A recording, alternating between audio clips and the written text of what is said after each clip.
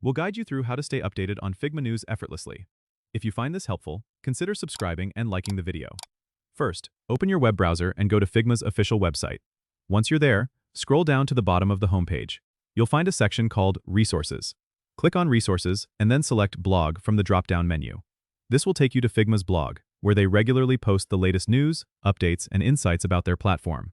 It's a great way to stay in the loop with new features and improvements. Another effective way is to subscribe to their newsletter.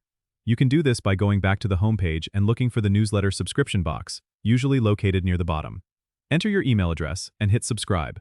This way, you'll receive updates directly in your inbox, saving you the hassle of checking manually. Additionally, consider following Figma on their social media platforms like Twitter and LinkedIn. They often post timely updates and announcements there. Finally, you can join the Figma community forums. Here, users share tips, tricks, and the latest news. Just go to the community section on Figma's website and sign up to participate in discussions. By using these methods, you'll be always up to date with everything Figma. Don't forget to subscribe and comment if this helped you out.